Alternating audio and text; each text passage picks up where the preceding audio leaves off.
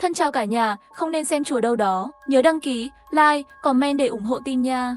Nửa đêm lướt điện thoại, vô tình thấy một bài đăng bán nhà trên mạng. Nhà có người chốt được xem là Hùng Trạch. Ngân sách thấp thì mau đến hốt giá rẻ.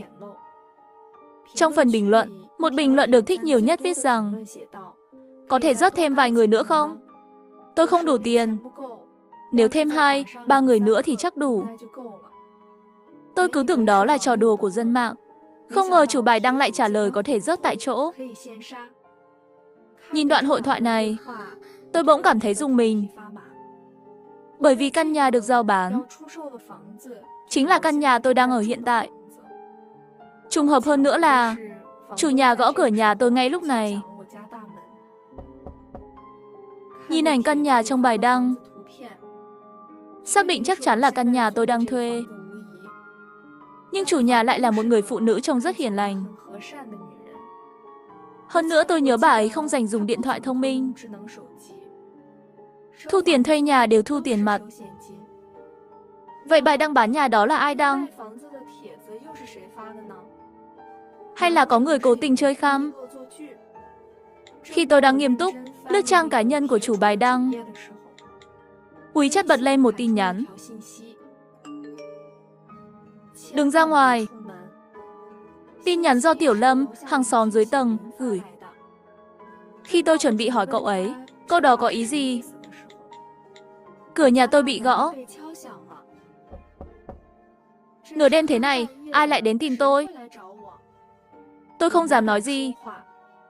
Tôi bước ra cửa, định nhìn qua lỗ nhìn trộm xem ai ở ngoài. Nhưng lỗ nhìn trộm như bị hỏng.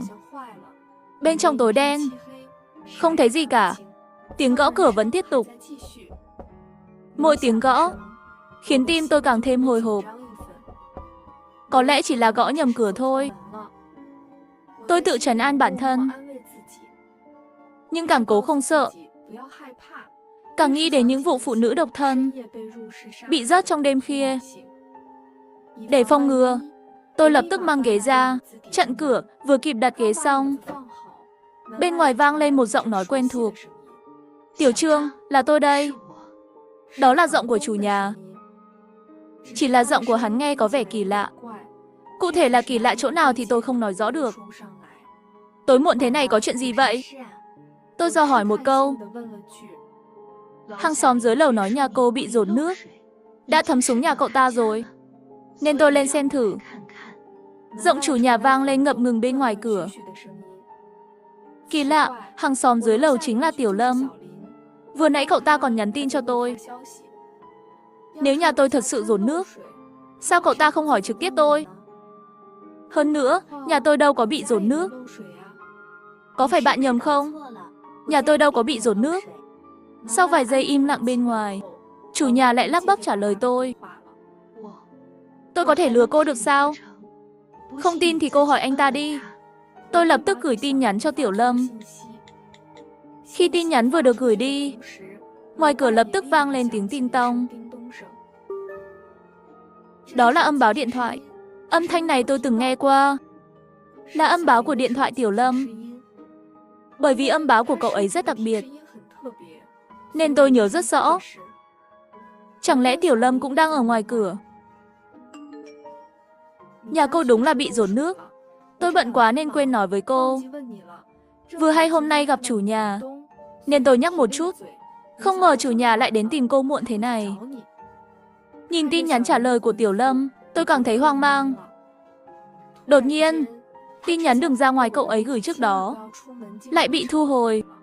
Bây giờ cô có thể mở cửa cho tôi vào xem chưa? Giọng của chủ nhà lại vang lên. Tôi nhìn qua lỗ nhìn trộm lần nữa. Lần này lỗ nhìn trộm lại có thể nhìn rõ. Đứng bên ngoài đúng là chủ nhà. Nhưng biểu cảm của cô ấy trông có chút lạnh lùng. Bình thường tôi gặp cô ấy, cô luôn nở nụ cười thân thiện. Nhưng hôm nay lại mang vẻ mặt lạnh nhạt. Đây là lần đầu tôi thấy. Cô ấy trông nghiêm túc như vậy, nhìn có chút đáng sợ. Tôi do dự một lúc, rồi quyết định mở cửa cho cô ấy. Dù sao cô ấy cũng là người khó nhọc. Hơn nữa trông cô ấy yếu ớt như vậy. Dù có ý đồ xấu với tôi, chắc cũng không phải đối thủ của tôi. Vừa đặt tay lên tay nắm cửa, tiếng ting tong thông báo lại vang lên. Có ai đó nhắn tin cho tôi. Là hàng xóm đối diện Mao Bất Phàm. Đừng mở cửa, mau báo cảnh sát. Người ngoài cửa muốn tấn công cô. Hàng xóm đối diện là một chàng trai nhiệt tình. Anh ấy làm việc trong nhà máy gần đây. Thời gian này hình như đến lượt anh ấy làm ca đêm. Giờ này là lúc anh ấy ra ngoài đi làm. Thấy tin nhắn anh ấy gửi, tôi lập tức sợ hãi, rút ngay tay đang đặt trên tay nắm cửa. Ý anh là sao vậy? Trước cửa cô có một người đàn ông đứng sau chủ nhà, cầm reo kề vào cô ấy. Có lẽ định lừa cô mở cửa. Trong khoảnh khắc, tim tôi như sắp nhảy ra khỏi lồng ngực. Tôi phải báo cảnh sát ngay, để không bị người ngoài cửa nghe thấy tiếng tôi nói. Tôi chọn cách nhắn tin báo cảnh sát. Tiểu Trương, cô mau mở cửa đi. Chủ nhà lại hối thúc. Muộn thế này rồi, mai kiểm tra cũng được. Dù có vấn đề bây giờ, cũng chẳng ai sửa được. Mai 3 ngày lại tới đi. Tôi phải ngủ rồi. Sáng mai còn phải đi làm. Cô cũng về nghỉ sớm đi. Tôi bình tĩnh lại, giả vờ nói chuyện tự nhiên. Nếu làm tên xấu đó tức giận, chủ nhà sẽ gặp nguy hiểm. Thôi được, mai tôi lại đến. Chủ nhà nói xong câu đó, bên ngoài im lặng hẳn. Chẳng lẽ bọn họ đã đi rồi? Mao Bất Phàm, bọn xấu đi chưa? Trước cửa nhà cô không còn ai, chắc là họ đi rồi. Tôi tiện đường ra ngoài đi làm. Lát nữa sẽ giúp cô xác nhận. Mao Bất Phàm là đàn ông, tên xấu đó chắc không dám làm gì anh ấy. Suy đi nghĩ lại, tôi vẫn tốt bụng nhắc anh ấy một câu. Chú ý an toàn. Dù sao tên đó có rêu trong tay. Mao Bất Phàm trả lời, biết rồi. Sau đó tôi nghe thấy tiếng cửa nhà anh ấy mở ra. Tôi áp sát cửa, chăm chú lắng nghe tiếng bước chân của Mao Bất Phàm đi xa, cho đến khi không còn nghe nữa. Không sao rồi, chắc kẻ xấu đã chạy đi. Trên đường tôi không thấy hắn ta. Tôi đã nói chuyện với bảo vệ. Lát nữa họ sẽ lên kiểm tra. Nhìn tin nhắn của Mao Bất Phàm, cuối cùng tôi cũng dám thở phào. Để không làm phiền cảnh sát, tôi định gọi điện báo lại tình hình, nhưng còn chưa kịp bấm số thì cửa nhà tôi lại bị gõ. Mở cửa đi, tôi là bảo vệ tầng dưới. Bảo vệ lên nhanh vậy sao? Tốc độ làm việc cũng tốt đấy. Tôi nhìn qua lỗ nhìn trộm. Người đứng ngoài cửa, mặc đồng phục bảo vệ, cúi đầu, mũ che mặt. Nếu kẻ xấu đã đi rồi, chắc không cần vào kiểm tra nữa. Anh cứ kiểm tra hành lang là được. Nhà tôi không có vấn đề gì. Tôi cần xác nhận sự an toàn của cô. Còn phải ghi lại chi tiết. Tôi chỉ đứng ngoài cửa, không vào đâu. Cô mở cửa đi. Đừng làm khó tôi nữa. Nếu làm không tốt việc này, sếp chắc chắn sẽ mắng tôi. Giọng anh bảo vệ mang chút cầu khẩn. Thật sự ai cũng không dễ dàng gì. Tốt hơn là hợp tác với anh ấy. Xong việc này coi như kết thúc. Khi tôi mở cửa, anh bảo vệ vẫn cúi đầu, không ngẩng mặt lên. Có vấn đề gì anh cứ hỏi đi, tôi sẽ trả lời chi tiết cho anh. Anh ta gật đầu, rồi hỏi tôi, cô có nhìn rõ mặt tên xấu không? Tôi cẩn thận nhớ lại. Không thấy rõ. Tên đó nấp sau lưng chủ nhà. Tôi không thấy gì cả. Sau khi nghe câu trả lời chắc chắn của tôi, anh bảo vệ ngẩng đầu lên. Gương mặt anh ta rất lạ, nhưng lại cho tôi cảm giác như đã gặp ở đâu đó rồi. Anh ta mỉm cười với tôi. Rõ ràng là đang cười, nhưng lại khiến tôi cảm thấy nụ cười đó lạnh lẽo. Tôi vừa định hỏi anh ta có phải người mới không. Câu hỏi còn chưa kịp thốt ra, thì vô tình thấy máu chảy ra từ tay áo anh ta. Không chỉ tay áo, mà trên tay anh ta cũng dính máu. Bộ đồng phục bảo vệ mặc cũng không ngay ngắn. Ngay lập tức, tôi cảm thấy lạnh cả người. Tôi không nói thêm gì nữa. Một tay lặng lẽ chạm vào tay nắm cửa. Trong đầu thầm tính toán, Lợi dụng lúc anh ta cúi đầu ghi chép, tôi sẽ nhanh chóng đóng cửa lại một cách dứt khoát. Điều tôi không ngờ là anh ta không hề cúi đầu ghi chép, mà lại nhìn tôi với ánh mắt đầy ác ý. Tôi không dám nhìn thẳng vào mắt anh ta. Tôi chợt nhớ ra vòi nước chưa tắt. Tôi vội kiếm một cái cớ và đóng cửa lại. Chỉ cần đóng cửa là tạm thời an toàn. Nhưng khi cửa đóng lại không phát ra tiếng rầm như mong đợi. Tôi nhìn vào khe cửa. Là anh ta dùng tay chặn cửa lại. Tôi sợ đến mức đầu óc trống rỗng. Vội cắn mạnh vào tay anh ta. Anh ta mới chịu buông tay. Ngay khoảnh khắc buông tay, cửa lập tức được đóng lại. Tôi hốt hoảng khóa trái cửa, rồi ngã ngồi xuống sàn. Toàn thân tôi mềm nhũn run rẩy. Tôi còn chưa kịp sợ hãi hẳn, ổ khóa cửa lại bắt đầu sai. Tôi còn chưa hỏi xong mà, sao cô lại đóng cửa? Mau mở cửa ra. Đối mặt với tiếng quát của anh ta, tôi không dám lên tiếng. Cô nghĩ khóa cửa lại là tôi không vào được sao? Hình như anh ta biết cách mở khóa. Tôi cố gắng kiềm chế nỗi sợ trong lòng, kéo thùng hàng lớn chưa mở ra đặt chặn ở cửa. Sau khi làm xong, tôi chạy thẳng về phòng ngủ, khóa cửa phòng ngủ lại, rồi nhanh chóng trốn dưới gầm giường. Sau khi ẩn nấp, tôi lấy điện thoại ra định gọi cảnh sát. Nhưng vì quá căng thẳng, tôi lại vô tình lướt đến bài đăng bán nhà. Phần bình luận nổi bật nhất đã có thêm một câu trả lời. Chủ bài đăng trả lời, tôi sắp vào nhà rồi. Chờ tôi một lát, tôi sẽ xử lý cô ta, nhà sẽ được giảm giá cho bạn. Dưới phần bình luận, lại có nhiều người hùa theo xem trò vui, kích động. Anh dám làm không? Thật không? Anh đùa đấy à? Kích thích thật đấy. Nếu anh không làm, tôi xem thường anh. Tôi cược 100 tệ là anh không dám. Nhìn những bình luận này, tôi càng cảm thấy tuyệt vọng. Nếu như tôi thật sự là ma, người đầu tiên tôi tìm sẽ là bọn này.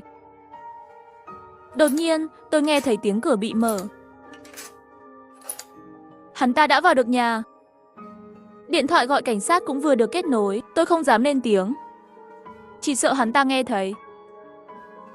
May mắn thay, nhân viên trực tổng đài rất thông minh, biết tôi đang gặp nguy hiểm. Tiếng bước chân càng lúc càng gần. Khi tới trước cửa phòng tôi thì dừng lại. Ngay sau đó là tiếng xoay tay nắm cửa. Chỉ nghe thấy một tiếng cạch. Cửa phòng đã bị hắn mở ra. Tôi lấy tay bịt chặt miệng mình, không dám phát ra bất kỳ tiếng động nào. Để xem cô trốn ở đâu được đây. Trong tủ quần áo không có, dưới bàn học cũng không. Vậy thì chỉ còn dưới gầm giường thôi. Hắn đứng lại trước giường. Tôi sợ hãi đến cực độ. Dưới gầm giường cũng không có. Giọng nói nghi ngờ của hắn vang lên gần tôi. Tôi chợt nhớ ra chiếc giường này có khoang rỗng. Dưới ván giường còn có một ngăn kéo, dùng để đựng chăn gối và những thứ khác. Tôi không nghĩ ngợi nhiều mà chui vào đó. Thật kỳ lạ. Phòng này chỉ có ngần ấy chỗ để trốn. Cô còn có thể trốn ở đâu? Hay là trốn ở phòng khác? Hắn ta tiếp tục lẩm bẩm một mình, cho đến khi nghe tiếng bước chân của hắn rời xa, tôi mới dám thả tay đang bịt miệng. Không ngoài dự đoán, hắn ta chắc đang sang phòng khác kiểm tra. Tôi không thể ngồi yên chờ chết. Nhân lúc hắn đang kiểm tra phòng khác, tôi phải chạy trốn ngay. Chỉ có ra khỏi đây mới an toàn. Tôi giòng tai lắng nghe động tĩnh bên ngoài. Nghe thấy hắn mở cánh cửa phòng khác, tôi nín thở thật sâu, lặng lẽ rời khỏi phòng ngủ. Bỗng nhiên, tiếng hắn vang lên ngay bên cạnh tôi. Tôi biết ngay là cô vẫn ở phòng này. Cô trốn kỹ thật đấy. Tôi suýt nữa thì không tìm ra. Cô không nghĩ rằng tôi không biết. Cô trốn dưới ván giường chứ? Ga giường của cô lộn xộn như vậy, nhìn một cái là biết ngay có vấn đề. Tôi chỉ không muốn tìm thấy cô quá sớm thôi. Chơi trò mèo vờn chuột cũng thú vị đấy chứ. Tôi không có thời gian nghe hắn làm nhảm. Trong đầu tôi chỉ có một ý nghĩ, mở cửa ngay. Tôi đã mở được cửa. Chỉ cần chạy ra ngoài là thoát. Bỗng tôi cảm thấy da đầu mình căng thẳng. Hắn đã nắm lấy tóc tôi.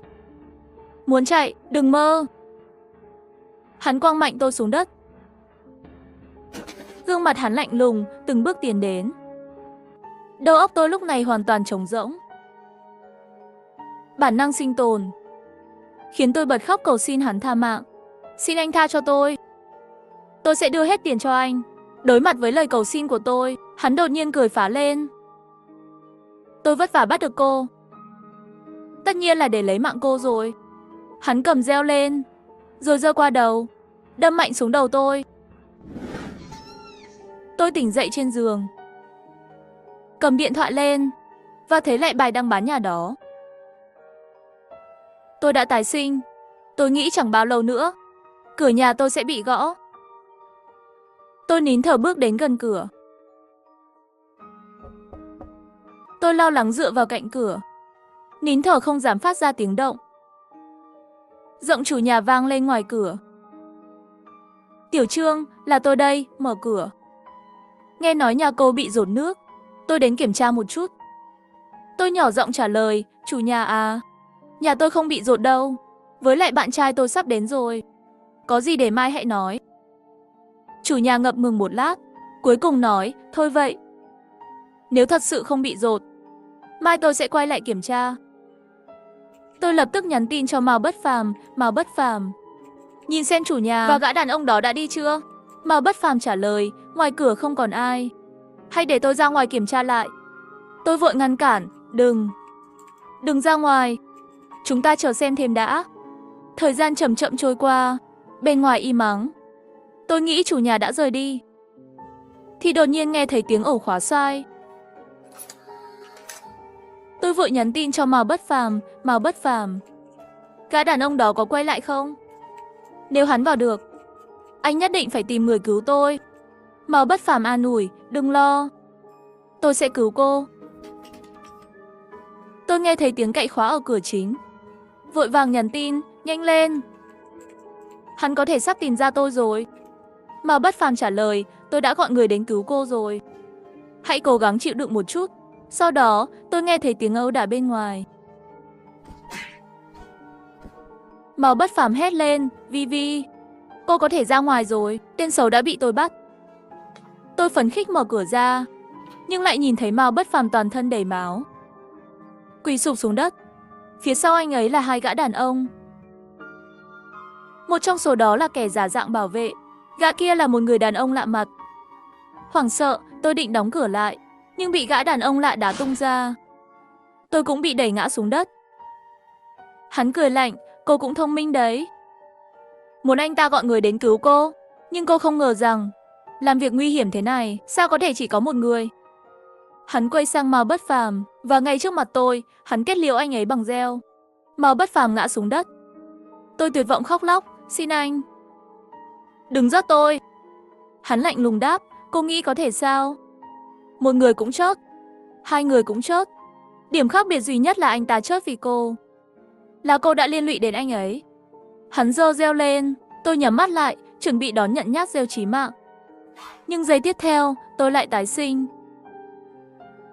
Tôi mở mắt ra, phát hiện mình đang nằm trên giường. Trên màn hình điện thoại vẫn hiển thị bài đăng đó. Tôi lập tức gọi điện báo cảnh sát và nhắn tin cho Mao Bất Phàm, Bất Phàm, dù có chuyện gì xảy ra, đừng ra ngoài, bên ngoài nguy hiểm. Tôi đã báo cảnh sát rồi. Mao Bất Phàm trả lời, sao vậy? Tôi đang chuẩn bị đi làm ca đêm. Tôi vội ngăn cản, đừng ra ngoài. Trong tòa nhà này có nguy hiểm. Mao Bất Phàm nghe theo lời khuyên của tôi. Anh ấy nói sẽ ở nhà. Tôi hít sâu một hơi, quyết định lần này phải cẩn thận hơn nữa. Tiếng gõ cửa lại vang lên. Giọng của chủ nhà vọng tới, Tiểu Trương. Mở cửa đi, tôi giả vờ ngạc nhiên, chủ nhà. Muộn thế này có chuyện gì vậy? Hàng xóm Tiểu Lâm dưới lầu nói nhà cô bị dột, nên tôi lên xem thử. Tôi nhanh chóng tìm lý do, chủ nhà à, chờ một chút, tôi vừa tắm xong, đang thay quần áo. Tôi tranh thủ thời gian chạy vào bếp lấy reo phay. và lấy bình xịt hơi cay, rồi đổ nước trước cửa, tạo một cái bẫy trơn trượt. Sau đó tôi nói với chủ nhà, nhà tôi không bị dột. Với lại bạn trai tôi sắp đến rồi, có gì mai hãy nói. Chủ nhà nghe xong lý do thì đồng ý. Tôi nhanh chóng buộc dây thừng và trèo ra từ ban công phòng khách, cắn răng từng chút một trèo xuống dưới. Khi tôi trèo xuống tầng dưới được một đoạn, tiếng nói vang lên trong nhà, cô trốn giỏi đấy. Nhưng tôi nhìn thấy cô rồi. Tôi ngẩng đầu lên nhìn, trên ban công không có ai. Hóa ra hắn chỉ đang hù dọa tôi. Tôi tiếp tục trèo xuống, đột nhiên cảm thấy có chất lỏng nhỏ lên cổ. Tôi đưa tay chặn thử, phát hiện đó là máu. Tôi ngẩng đầu lên, thấy gã đàn ông lạ mặt đang thò đầu ra từ ban công. Hắn cười nói, cô trốn giỏi thật. Nhưng tôi nhìn thấy cô rồi. Hắn cười và lấy ra một con reo, như thể định cắt đứt dây thừng của tôi. Nhưng hắn lại dừng lại, thôi vậy. Tôi sẽ làm người tốt, không cắt dây của cô nữa. Cô cứ tiếp tục trèo đi. Tôi tiếp tục trèo xuống dưới. Cuối cùng tôi đã trèo đến cửa sổ nhà Tiểu Lâm. Ngay lúc đó, tôi nghe thấy trong nhà Tiểu Lâm có động tĩnh. Không chỉ có một người. Tôi định tiếp tục trèo xuống, nhưng hai gã đàn ông đã xuất hiện ở cửa sổ. Bọn họ kéo tôi vào trong phòng. Gã đàn ông lạ cười lạnh, tôi cứ nghĩ cô giỏi lắm. Kết quả vẫn bị chúng tôi bắt được. Tôi tức giận chất vấn bọn chúng. Tại sao các người lại làm thế với tôi? Tôi đâu có thù oán gì với các người. Gã đàn ông lạ cười lạnh đáp, không cần lý do. Hắn giơ reo phay lên định chém tôi. Tôi vội lấy bình xịt hơi cay từ túi ra, xịt mạnh vào mặt hắn. Á, mắt tôi đau quá. Hắn hét lên, tay ôm chặt mắt. Ngay lúc đó, gã giả dạng bảo vệ cười lạnh và giơ reo lên. Tôi nghĩ lần này lại phải bắt đầu lại lần nữa. Nhưng con reo mãi vẫn chưa hạ xuống. Bất ngờ, gã giả bảo vệ hét lên và ngã xuống. Tôi kinh ngạc nhìn cảnh tượng này. Là Mao Bất Phàm. Anh ấy thực sự đến cứu tôi. Tôi xúc động đến mức gần như muốn khóc. Ngay khi chúng tôi định bỏ trốn, gã đàn ông lạ bất ngờ xuất hiện sau lưng Mao Bất Phàm. Tôi hoảng hốt hét lên, Bất Phàm, cẩn thận, nhưng đã quá muộn.